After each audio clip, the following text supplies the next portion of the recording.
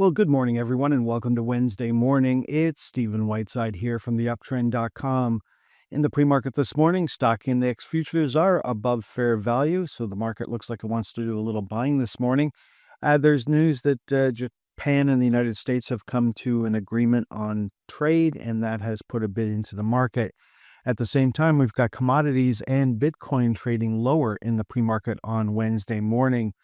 Now, we don't have any major economic numbers coming out in the pre-market this morning, so we should be going into a positive open. We do have lots of major earnings coming out today, and starting off with Alphabet, which has been on a tear for the last couple of weeks. It ran up to the 193.75 level yesterday and stalled, trying to get to 200. When we're coming into earnings, is it buy the rumor, sell the news? Well, we'll just have to wait and see. Hopefully, if you've been long Alphabet, you've locked in some profits along the way. Now, Tesla is still on a buy signal here. We're still stuck in a range that we've been in since the start of May and looking for a breakout of this nice triangle that has formed. Looking at T-Mobile, it came back the other day. It's on its second day of a buy signal, so maybe investors are anticipating good news from T-Mobile. We'll just have to wait and see. And as you can see, nobody's expecting too much from IBM at the moment, but it has certainly had a nice run over the last couple of months. Looking at what worked yesterday, well, home builders were the big winners, and there's a lot of home builders charts that look just like that, so it was a surprise, and we were not on the right side of that trade coming into yesterday. What didn't work yesterday? Well, the Canadian infotech sector was the biggest loser on the day in percentage terms. Now, we do have two major tech stocks dealing with the same big number, and that's 175 for NVIDIA. We're stalled up here. And we've also got Shopify on the TSX stalled at the 175 level as well.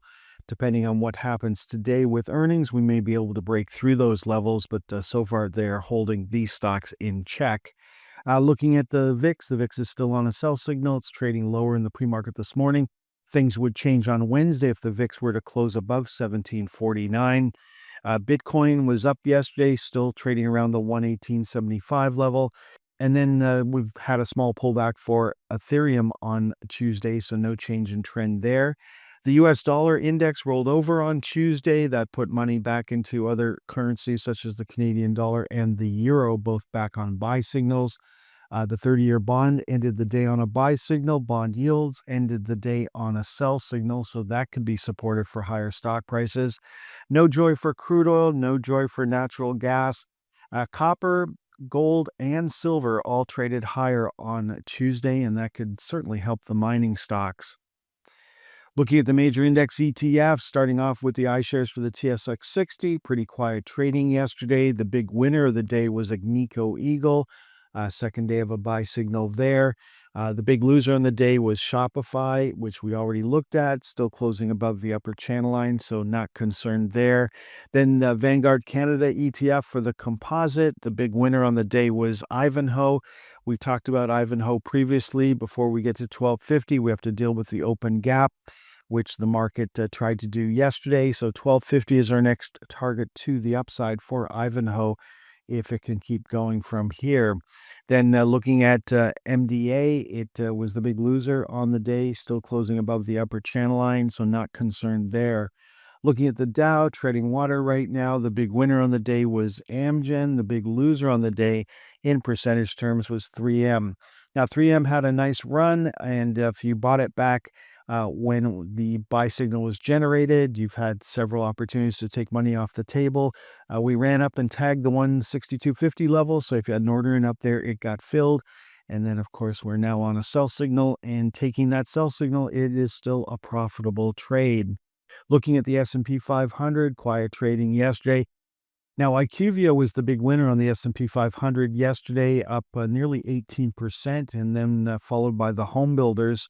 And in all three cases, the market was on the wrong side of these trades coming into yesterday's trading action. And so that looks like a lot of short covering yesterday that caused those stocks to pop.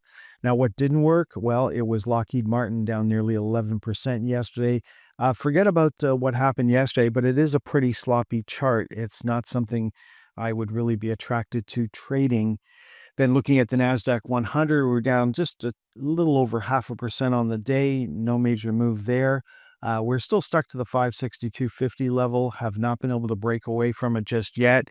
Then another market surprise, Pacecar was the big winner on the day, while KLA was the big loser on the day, back on a sell signal as of Tuesday's close. Let's finish off looking at the ARK Invest ETFs, and they're all looking pretty strong at the moment. So there's the FinTech. We're looking at genomics, and genomics has had a rough time. We talked about this previously.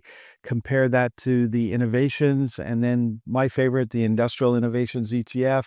Then you've got the internet, then you've got space. They're all looking pretty good at the moment. And of course, we're looking for reasons to get out of the remainder of our positions at this time. These are not things that you want to get involved in this late in the game.